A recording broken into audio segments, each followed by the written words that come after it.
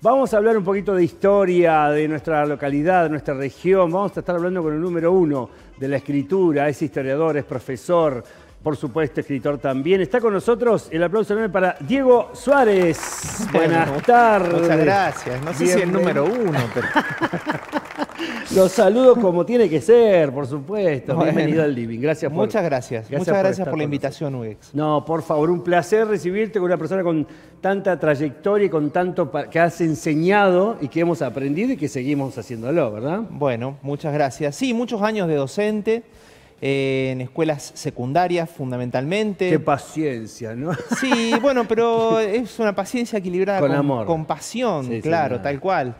En Plotier, en la EPET 9, EPET 19, la EPEA, bueno, y otras tantas escuelas del Valle en general. Bueno. Así que bueno, 500 estudiantes por semana llegaba a tener, entre 13 y 17 años. Claro. Pero bueno, la pasábamos Te muy conocen bien. Ahora los, claro, más grandes también. Ahora dicen, ese es el profe, ¿no? Sí, sí. Te cruzan por todos lados, ¿no? Es probable, sí. Bueno, qué interesante. Y bueno, empezamos a hablar un poquitito de esta investigación histórica que has realizado siempre también y que estás puntualmente ahora en Plotier con la historia de la capilla de la familia Zabaleta y la de San Antonio de Padua. Me estabas contando, te invitamos para que nos puedas contar un poco de eso y empecemos a desarrollar esta hermosa historia, ¿no? Porque a mí me apasiona saber, conocer. Las fotos que vamos a ir viendo también te llevan a ese lugar, a esa época. Sí, la verdad es que, UX, a mí me pasó que a partir de, bueno, poder jubilarme en la docencia y poder empezar a abocarme a la investigación y dedicar mucho más tiempo del que tenía antes para elegir una temática, como específicamente es la de la historia de Plotier. Es una historia apasionante, fascinante, poco conocida, no porque no haya sido investigada y no porque no haya gente que sepa. Hay mucha gente que sabe mucho, pero también es cierto que siempre la historia necesita una reescritura, una nueva mirada, observarla desde otro lugar, encontrar nuevas fuentes, recurrir sobre todo también a fuentes orales, que para mí son de un valor inestimable, ¿no?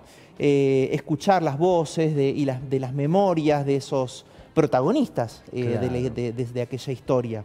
Así que, bueno, un poco la intención fue desde el año pasado comunicarme y contactarme desde hace varios años, en realidad ya con las abuelas y los abuelos del Banco de Memoria Viviente de Plotier, hacer varios trabajos con ellos. De hecho, publicamos hace un par de años y ahora el año pasado hubo una reedición de un libro que se llama Entre Médanos y Jarillas, que, bueno, rescata un poco las vivencias y las anécdotas infantiles de esas abuelas cuando tenían 8, 10, 9 años. Te puedo ir mostrando si querés. Sí, por supuesto, es ahí estamos. Es este que está acá, Entre Médanos y Jarillas.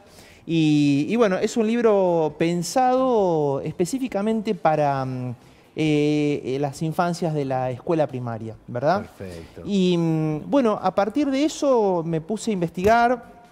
La verdad es que la necesidad de escuchar historias, de conocer nuestro pasado, de fortalecer nuestra identidad a partir de saber de dónde venimos, quiénes somos, aunque no hayamos existido hace 100 años atrás, pero nosotros también somos eso, empezó a abrir un camino realmente de mucha avidez por mi parte y de mucha generosidad y solidaridad de mucha gente para tratar de poder reconstruir y volver a ver esa historia desde una mirada grupal, en conjunto, una mirada social.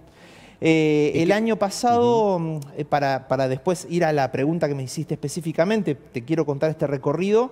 Estuve yendo a los archivos de la justicia letrada en la Universidad Nacional del Comahue, buscando expedientes que hablen de una historia también de Plotier desde el lado de la justicia. Es así que encontré más de 400 expedientes para poder reconstruir la historia.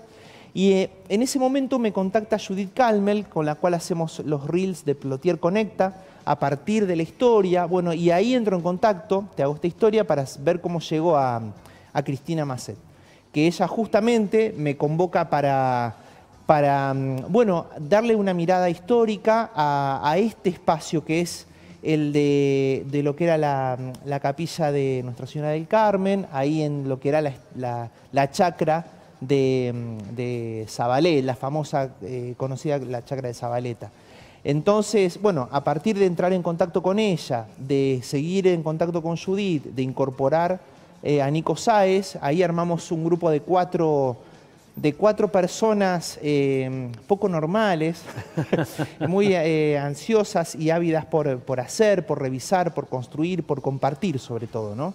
Este objetivo ya te digo, de revisar nuestra historia para poder compartirla con la comunidad, para fortalecer nuestra identidad, pensando en que ese hecho lo que también le da a nuestra sociedad es una salud muy importante, ¿no? Como salud de identidad, una salud propia, ¿no? Así como revisar la historia de cada uno nos hace bien y preguntarnos y descubrir las cosas que no sabemos, socialmente, bueno, también es un camino que hay que recorrer. Déjame hacerte una pregunta, Dieguito. En esta búsqueda inicialmente ya vamos a profundizar específicamente el trabajo. Algunas imágenes ya están apareciendo también. Para la gente que está en radio, que ingrese a cn247.tv para que puedan verlas y disfrutarlas.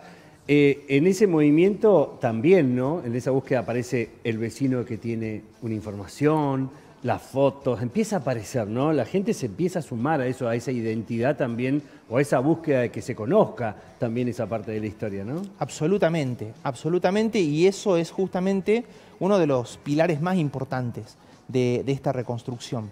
Cuando Cristina me dice, bueno, nosotros querríamos que vos puedas enlazar y contactar la historia de esta capilla con la de la construcción de la iglesia San Antonio de Padua, que es la que está en el centro de Plotier. Bueno, empecé a buscar información y la verdad es que hay muy poca información. Y cualquiera que quiera acceder a esa información no la tiene. De hecho, me acerqué a la capilla, estuve hablando con el padre Damián, le estuve pidiendo información y la verdad es que mucha gente sabe mucho, pero hay poca documentación, hay poco relato escrito, hay poca historia narrada y bueno, y entonces así es como comienza este camino. El proyecto es ni más ni menos que lo estamos empezando ahora. De hecho, mañana voy a tener una de las primeras entrevistas con una de las señoras con las que me contactó Damián, que es Marta Guzzi. Ella me va a contar cuándo se fundó la iglesia, cómo se construyó, cómo era esa vida en torno a la fe antes de que se construya, dónde se celebraban los casamientos, los bautismos, ¿no? Las comuniones. El lunes voy a ver a Julia Romero, que también es una segunda testimoniante. Ayer estuve con Lorena Masset, la hermana de Cristina, también en una reunión impresionante donde salí ahí, me hervía la cabeza de toda la información. Lorena, tremendo, un beso grande para Lorena y para Cris también. Sí, impresionante. Bueno, y me dieron documentación, bueno, y todo eso. Yo les daba el ejemplo que es un rompecabezas de 100.000 piezas en una montaña así, donde cada pieza por sí sola te cuenta una historia, cada pieza es atrapante, es maravillosa, seductora, pero bueno, lo que hay que hacer ahora es la tarea de armar esa visión panorámica y de conjunto. Y ahí la historia oral, como vos me preguntabas, UGEX, cobra una relevancia inestimable, inestimable. Tal cual. Es un trabajo, bueno, veo que es apasionado de esto, por supuesto, aparte de profesional en el área. Gracias. Es un material rico para decir, cada entrevista que vayas a tener ahora, cada encuentro va a ser, ¿no?, esponja para todo lo que se pueda recapitular, ¿verdad?, para este trabajo. Sí, la mecánica, sin ir más lejos, es ir sin cuestionario, yo voy sin preguntas, nos sentamos, pido autorización, pongo mi teléfono a grabar y es una charla. Que se suele extender entre 1 hora, hora y media, máximo 2 horas. Si es necesario, pido permiso para regresar. Pero si no, esas 2 horas después en mi casa se transformarán en 4 o en 6, volviendo a escuchar todo, tratando de rearmar, porque viste que una charla generalmente lo rico que tiene es que es muy desorganizada, uno va, viene, ¿no? Sí, se van acordando de cosas. ¿No? No te conté tal, entonces volvemos. Y eso es cierto que después, para hacer un formato escrito, de lectura placentera, fluida, bueno, hay que darle una organización que está vinculada con una línea de tiempo, con el arte también de saber narrar de un modo que quieras ir pasando cada hoja que vayas leyendo y no en algún momento digas, uy, esto me aburrió. Claro que sí, claro. Ahí está el reto, ¿no? El reto de que sea atrayente también, pero bueno, cuántas aristas tienen, cuántos spin-off tiene este trabajo, ¿no? Porque desde esa investigación general, desde un Plotier que vos estás llevando adelante también con otros sectores, de otras historias, de repente, bueno, este puntual, y de ahí la búsqueda, ¿no? Bueno, detalles puntuales. Vemos cómo comunicás además también, hablaremos de tu trabajo allá, con estas historias de Plotier que te han presente. ¿Hace cuánto que estás en Plotier? Yo en Plotier específicamente te saco una cuenta rápida, pero hace 28 años. Mirá, bueno. Hace 30 años que vinimos a la provincia, nosotros somos de la provincia de Santa Fe, yo soy de Rosario, Carla es de Arteaga, un pueblo que queda a 100 kilómetros, 120 kilómetros. Nos vinimos en febrero del año 95, no nos fuimos nunca más, solamente a visitar y a volver. Y ya estamos en la etapa donde, bueno, nuestros hijos han nacido acá, son neuquinos. Ya está. Yo cuando la vi a mi hija por primera vez cantando el himno a Neuquén, se me cayeron las lágrimas. Y ya nos vamos para Santa Fe y extrañamos Neuquén. Queremos, sí, ya está, queremos volver. Claro que sí. Mirá, acá está, llegó recién, tiene una parva de libros acá, tiene mapas, tiene todo. Vamos a hablar con Diego Suárez mucho más en el próximo bloque y todo este trabajo que se está desarrollando. ¿Qué te parece? Perfecto. Vamos a Central de Noticias con Pedro Elías Nelkov y volvemos enseguida con mucho más. Hablando de historia, la historia de Plotier y por qué no de la importancia de la historia con el profesor, historiador y escritor Diego Suárez. Le damos una vez más un aplauso. ¿Sí? La charla del corte, che, qué bueno. Y bueno, viste, lo más lindo... Más lindo todavía. Queda ahí. Qué bueno, y aparte seguir avanzando con este gran proyecto, esta investigación histórica que recién arranca. Sí. De hecho, yo cuando me puse el año pasado a investigar, dije, bueno, el año que viene ya algo va a haber, y no, en realidad estoy descubriendo un universo que va a ser imposible de aprender en un año. Me sumo, digamos, a la propuesta y al proyecto que propone Cristina desde la fundación, y bueno, y ahí hay otro trabajo enorme para hacer, para pensar en una publicación de acá a marzo del año que viene. Y bueno, y mientras tanto seguir y no parar, ¿no? Seguir y no parar. Qué importante, hablábamos de la importancia de la historia también, y que no es poco, en un lugar donde se está construyendo tanto, donde se está desarrollando tanto también, poder conservar, ¿no? estos edificios históricos y al mismo tiempo la historia que vos estás descubriendo también con cada lugar aquí en Plotier. Bueno, justamente, Uex, la importancia, uno piensa en los edificios, ¿no? Pensamos en esa capilla de Nuestra Señora del Carmen, pensamos en esa casa vasca, digamos, de don Nicolás Mariano de Zabaleta. ¿Y de qué año son de esas Bueno, cosas? mira, Lorena me contaba ayer que las construcciones esas son de la década del 20. 23, 24, si no me equivoco, la capilla, porque Zabaleta viene con la orden de su suegro de construir primero la capilla y después la capilla. lo demás, y el tipo obediente. Parece que de la familia de la esposa es que venía el dinero, así que también, bueno, había que, ¿no? De la María Arando. Había que darle a hacerle caso. María Arando dijo, como te dijo mi papá, la capilla primero. Así que después la Casa Vasca, que bueno, no tengo todavía el dato, si me lo dio Lorena ayer, te pido perdón, Lorena, no me lo acuerdo, porque fue mucha información ayer, pero tiene que ser del 20 algo, 27, 28, claro, antes del 30. Bueno, esos edificios, lo que te decía, la estación Bombas Chacras Neuquén, que es la que está en piscicultura, que hoy es una cáscara vacía, parece un castillito que en algunos de los reels se ha podido ver, el predio de piscicultura, la estación de bombeo de los hermanos Plotier, que es otra que está en la calle Mosconi al fondo, la casa del doctor Plotier, la casa de Martelota, la capilla San Antonio de Padua, son instituciones, edificaciones, que todas tienen que ser obviamente declaradas como monumentos históricos, y tenemos que volver al valor de saber quiénes hicieron esas construcciones, cuándo las hicieron, para qué, y cómo se... digamos, discúlpame la verborragia, pero porque estoy pensando todo al mismo tiempo. Muy bien. Luego de eso es cómo se habitó ese lugar, ¿no? Que es lo más importante, más que el edificio en sí. Ese edificio cobra vida a partir de la gente que vive en él, de la gente que se relaciona en él, de la gente que hace todo, ¿no? Y le da un valor distinto. Vos me comentabas esta cuestión de que, bueno, cuando se piensan arrasar los edificios, como por ejemplo, me mencionabas el Luna Park en Buenos Aires. Digo, Dios mío. Qué pecado. Yo te decía, es un poco a veces pensar en esto de que cuando se arrasan estos edificios se aniquila la historia y por lo tanto la memoria. Qué importante. Porque bueno, eso también tiene una intencionalidad, ¿no? No saber quiénes somos ni de dónde venimos. Sí, totalmente. Es perder también la brújula de hacia dónde vamos. Por eso esto que te decía, ¿no? El concepto nuestro es memoria, identidad y salud.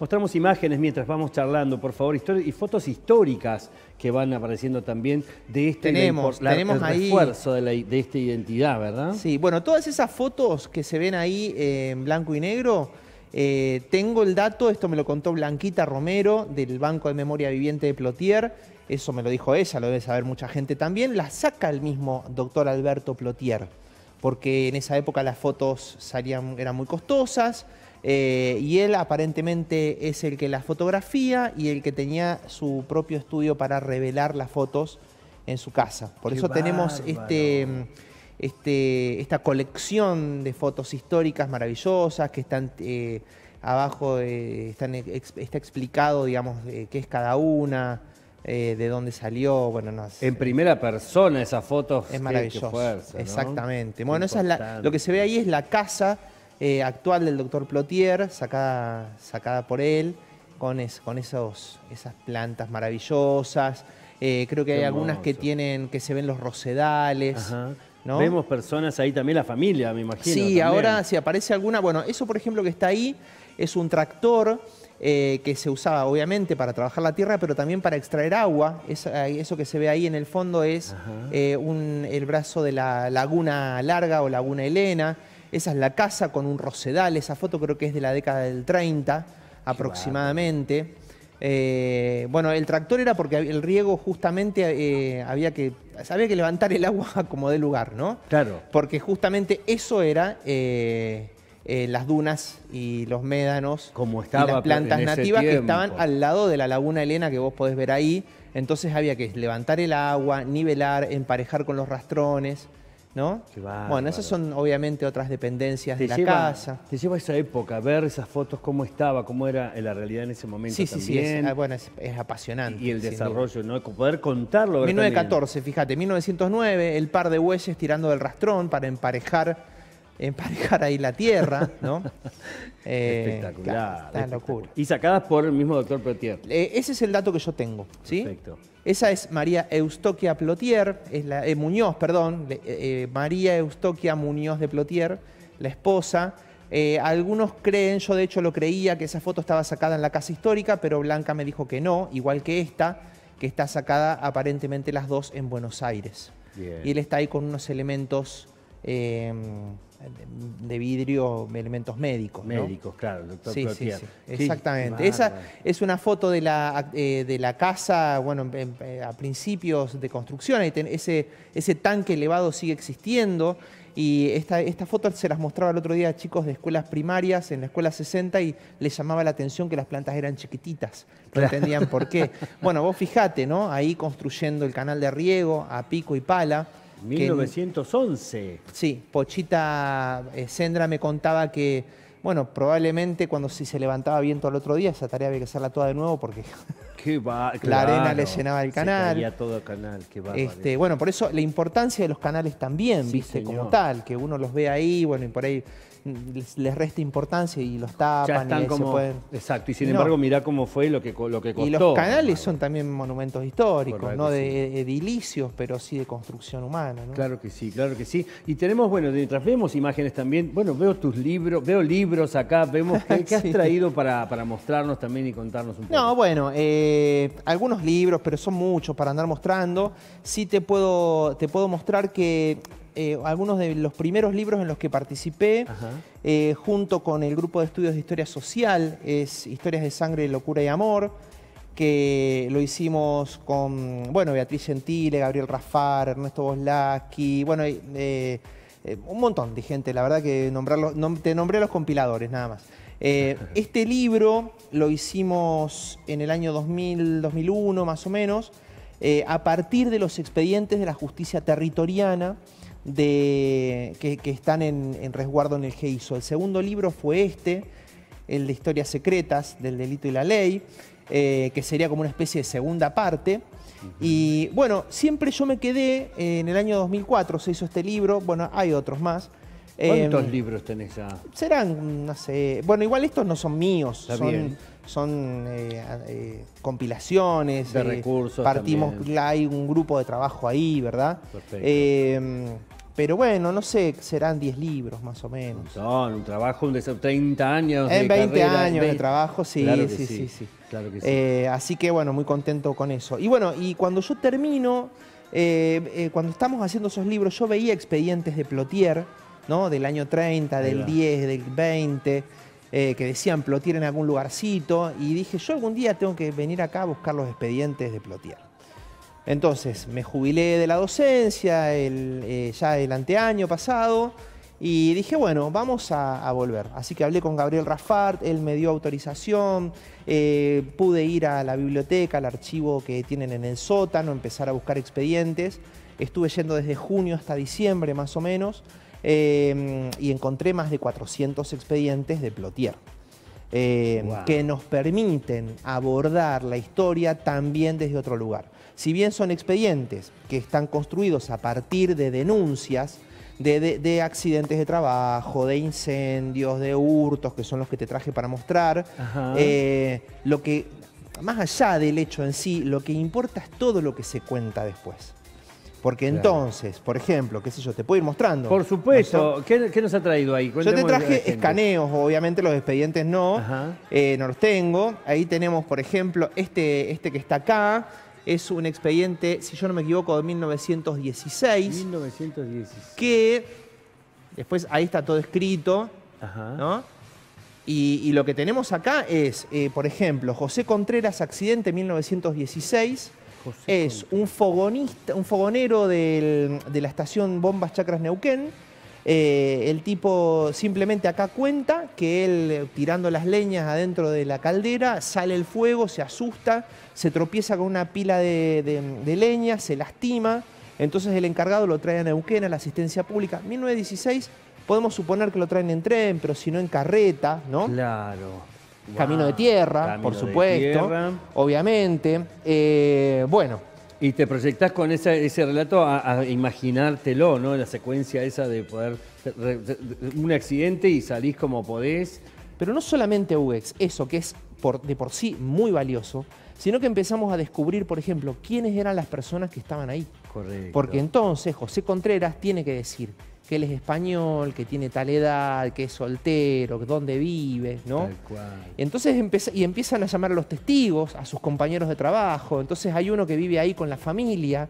Entonces empezamos a tener una mirada del lugar mucho más, otra vez, habitada, ¿no? Es un espacio habitado por gente que quiere contar sus historias. Sí, señor. Traje otras copias más. A ver, Te me traje encanta. acá una copia que ojalá se pueda ver. A ver si Yo tenemos la otra cámara. Voy a Dieguito. intentar, a ver, acá, hacemos un acercar. acercamiento en la otra cámara. Si está por ahí, así lo podemos hacer. Ahí, Ahí estamos. estamos. Déjelo ahí un segundito. A ver si se puede ver. Ahí lo va a hacer, ¿eh? ¿Quién Ahí es? está. ¿Vos lees?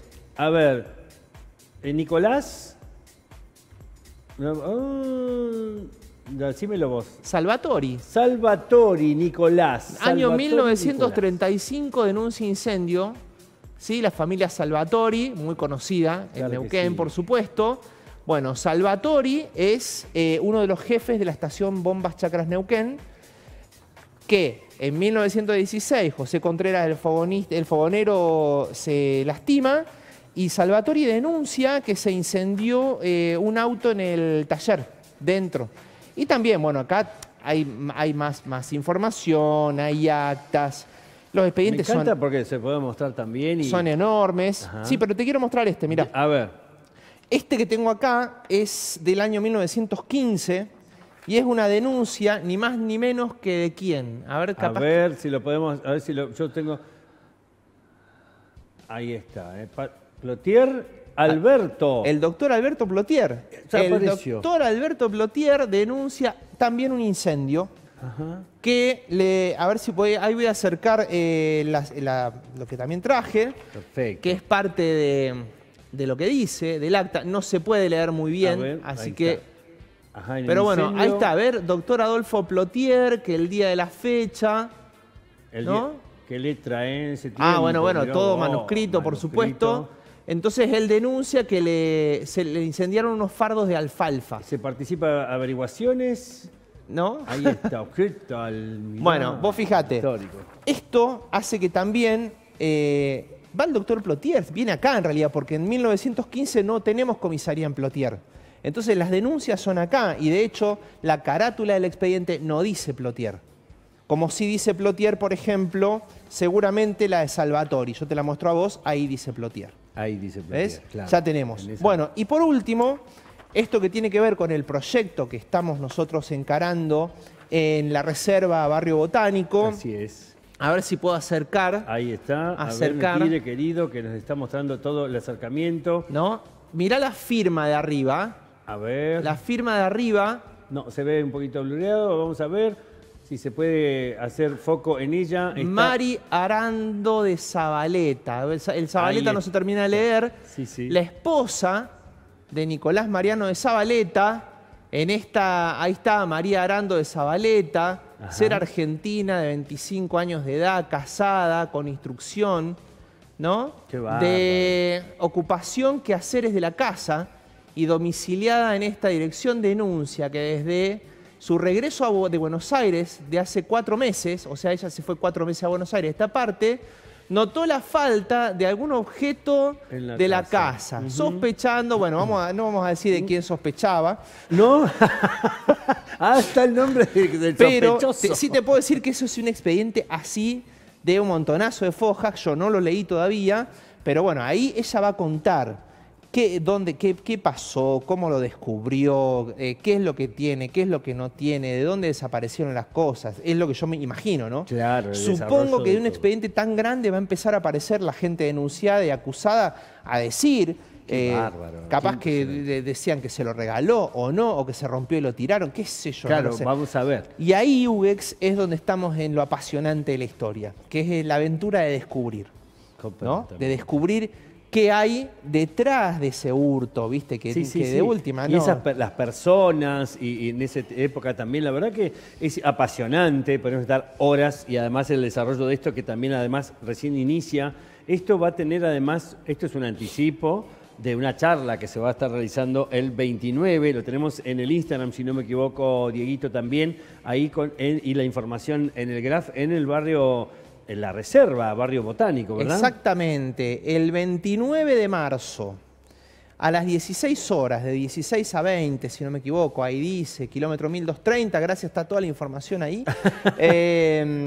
Vamos a estar en esa casa preciosa, la casa de Nicolás Mariano de Zabaleta y Mari Arando. Bueno, yo formo parte de toda la gente que va a estar ahí, soy uno más. Especialmente, bueno, Cristina diseñó un rinconcito de historia para que yo pueda mostrar.